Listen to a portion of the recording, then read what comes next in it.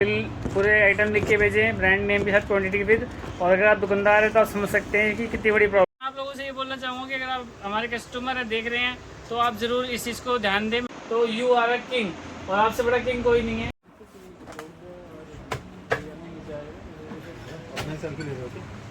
जी blog. तो finally guys आज आपको मैं एक पर्ची रिवील मतलब एक लिस्ट, राशन की लिस्ट, मंथली लिस्ट कैसे बनाते हैं लोग, और वो रिवील करने वाला हूँ। दुकानदार को निकालने में क्या क्या दिक्कत होती है मैं आपको वो बताऊँगा, और साथ ही ये भी चीज़ डिस्कस करूँगा मैं आपके साथ कि जो दुकानदार के लिए जो लिस्ट आती है, कस्टमर काफ़ी तरीके से लिख देते हैं। उसमें कभी कभी क्वान्टिटी नहीं लिखते, कभी ब्रांड नेम नहीं लिखते, फिर घर जाके ना राशन वापसी आता है, उसमें फिर ब्रांड नेम सेम ब्रांड का सामान मांगते हैं, क्वान्टिटी कम ज़्यादा आती है। तो यहाँ ना काफ़ी दिक्कत आती है दुकानदार के लिए। तो कस्टमर से मैं ये रिक्वेस्ट करूँगा कि आप एक ब्रांड नेम और राशन की लिस्ट में अपनी क्वांटिटी ज़रूर लिखें, बिकॉज ऑफ दैट कि दुकानदार के पास पर्ची आई, मतलब हमें तो पता था, हम काउंटर पे हमें पता है कि कस्टमर का क्या सामान जाता है, बट स्टाफ चेंज होता रहता है, कभी नया स्टाफ।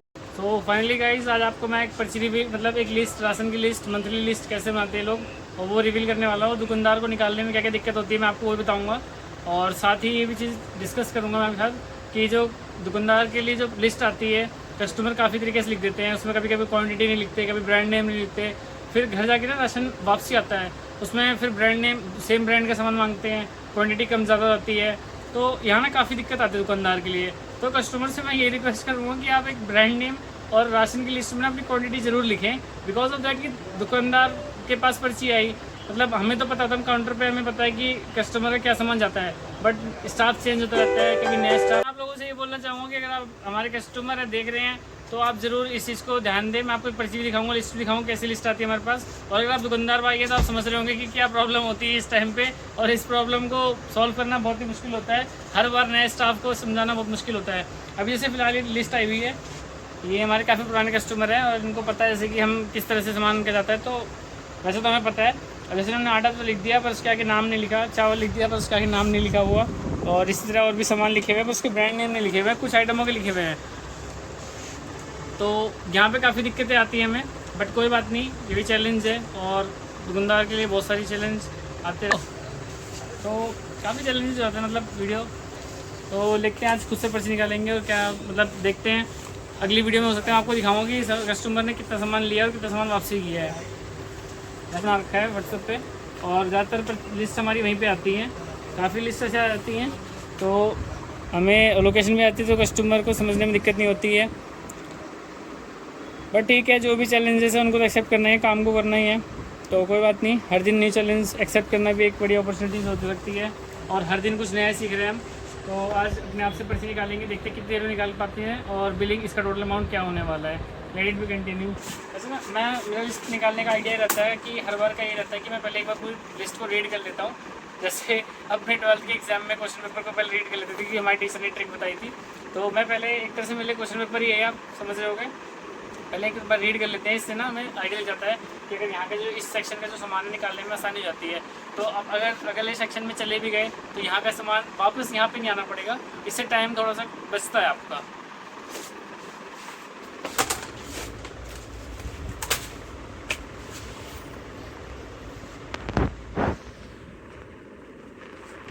तिल ऑयल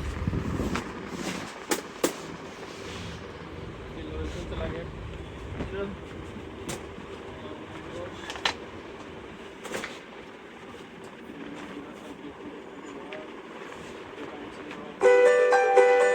फोकस लास्ट में दिखानी टोकरिया में, ठीक है, जब भर जाएगी। 3, 2, 1 स्टार्ट।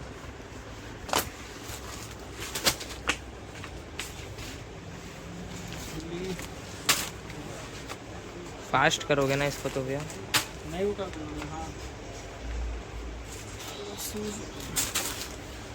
अब जैसे यहाँ पे दिक्कत आ गई, यहाँ पे दालें तो लिखी हुई हैं, जैसे मूंग धुली का क्वांटिटी लिखी है, मूंग छिलका के, बट लाल मसूर और चने दाल की क्वांटिटी नहीं लिखी हुई है। तो यहाँ पे स्टाफ को समझाना पड़ता है बार बार, स्टाफ बार बार काउंटर पे आता है पूछने के लिए, भैया ये बता दो कितनी निकाली कितनी। ये थोड़ी छोटी छोटी दिक्कतें आती रहती हैं, बट कोई बात नहीं, हमें तो पता है कि कस्टमर का कितना सामान जाता है, तो हम उस हिसाब से निकालते हैं एवरेज जो जाता है उसका। तो इधर का सामान हो गया,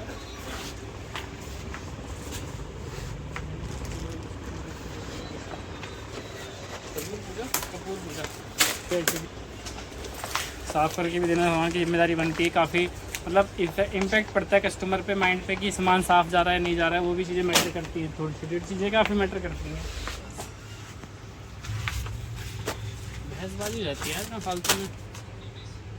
इससे बहस होगी? कुछ नहीं, तेरे को पता तेरा भाई कितना शांत दिमाग का है, समझा देता है।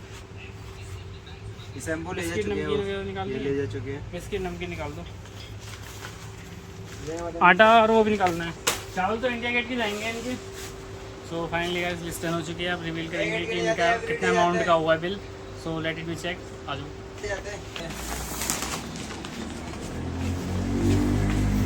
वो 10 किलो कितनी वो आटा जो आता है ना, क्या हुआ था? इसको आटा लिखा है उसमें? नहीं फ्राई थोड़ी है, ठीक है। कर दिया। हेलो सर, जय श्री राम, कैसे हो आप? राधे राधे बोलते हैं। Happy customer, Radhe Radhe. छुरी शर्म के माने थाली दे दो बड़ी। थैली वो फ्रिज का ढक्कन खराब हो रखा है क्या? नहीं। बड़ी पन्नी वहीं पे दे दीजिए। ढक्कन खराब नहीं हो, पूरा फ्रिज ही खराब हो। ये लो, इतनी बड़ी में चल जाएगा। बिल्कुल आप तो पैक नहीं हो पाओगे, सामान पैक हो जाएगा। मैंने पैक भी नहीं होना। ठीक है, तो जल्दी सामान पैक करो। 10 किलो शक्ति भोग आटा है, 5 किलो चावल है। अरे नहीं आओगे, डोंट वरी भैया। और मूंग दाल 1 किलो है। जीत जीत उधर सुनाई दे रहा है? अन्नी पापा शैम्पू ले गए वो? और शैम्पू डालो। हटा दिया। फ्रेगनेंस सर भी बढ़िया, लॉन्ग लास्टिंग है। क्या क्या डालना है? 1 किलो मूंग दाल, 1 किलो पहले चावल बोले थे तुमने? चावल उसमें रखेंगे जरूरी है। और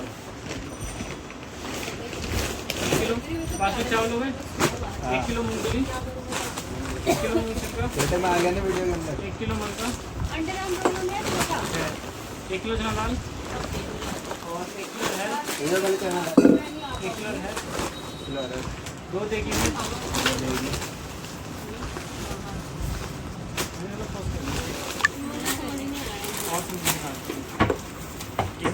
तो फाइनली बिल बन चुका है। कस्टमर का मतलब पूरा सामान निकल चुका है। कुछ आइटम में कस्टमर पहले ले गए थे। इस बिल को बनाने, सामान को निकालने में थोड़ी सी दिक्कत आई, वो मैंने आपको डिस्कस की थी। जैसे क्वांटिटी नहीं लिखी हुई थी और कस्टमर ने आइटम और प्रोडक्ट कंपनी ब्रांड नेम नहीं लिख रखे थे, तो हमने अपने हिसाब से माल दे दिए थे। जो रेगुलर आइटम चाहते हैं हमने वही अपने दिए हैं। और मे भी कुछ सामान वापसी नहीं आएगा, कस्टमर को कोई दिक्कत ना हो। हमने अपने पूरा 100% बेस्ट दिया है। So let it B try और बेस्ट, मतलब अपना बेस्ट दे सकते हैं। उससे ज़्यादा क्या कर सकते हैं, अपनी कोशिश पूरी कर सकते हैं कस्टमर को, ताकि पूरी सुविधा मिले और वो बेटर एक्सपीरियंस करके जाए विजय डिपार्टमेंटल स्टोर से। और इसी के साथ आज का चैलेंज इतना ही था। और जो भी लिस्ट थी वो निकल चुकी हैं। और आज हमने आपने देखा होगा कि स्टोर में हमने सामान भी अपने आप निकाला और बिलिंग भी अपने आप करी। कभी कभी स्टाफ नहीं होता तो स्टाफ की वजह से काफ़ी प्रॉब्लम्स आती हैं, बट कोई बात नहीं। अगर एक शॉपकीपर हैं और आप यू बेटर अंडरस्टैंड कि काम करना ही पड़ता है, स्टाफ का काम भी आपको खुद करना पड़ता है, बिलिंग भी और कैशियर का भी और कस्टमर से डीलिंग भी, उसके साथ साथ कस्टमर से अच्छे रिलेशन भी बिल्ड करने पड़ते हैं। ये काफ़ी बहुत अच्छी भी चीज़ होती है। गुड बिहेवियर कस्टमर, एक दुकानदार का गुड बिहेवियर, एक नेचुरल कस्टमर का बहुत ही इम्पैक्ट पड़ता है। आपका बिहेवियर मैटर करता है, बहुत ज़्यादा मैटर करता है। और मैं तो कहूँगा आपका बिहेवियर, अगर आप शॉपकीपर है, आपका बिहेवियर बहुत ही अच्छा होना चाहिए और बहुत ही आपको काम होना चाहिए और पेशेंस बहुत ज़्यादा होना चाहिए आपको। क्योंकि कस्टमर कई तरह के आते हैं, कस्टमर से बहस करके आपका कुछ नहीं होने वाला, कस्टमर सिर्फ खराब होगा। क्योंकि कस्टमर आपको पैसे दे रहा है और वो सामान ले रहा है, आप उसको अच्छे व्यवहार से, अगर आप शांति से, अगर किसी तरीके से अगर उसको कन्विंस कर लेते हैं तो यू आर अ किंग। और आपसे बड़ा किंग कोई नहीं है। और अगर आप सोचते हैं कि कस्टमर से बहस करके या उससे लड़ाई करके अगर आप जीत सकते हैं और आप एक कस्टमर आपके जाने से कुछ नहीं होगा, तो आप भी गलत हैं। क्योंकि सिर्फ एक कस्टमर नहीं जाता, एक कस्टमर के साथ आपकी जो क्या होती है भाई जी, थोड़ा रिस्पेक्ट है ना। अगर एक कस्टमर चला के लड़ाई करके तो क्या होगा,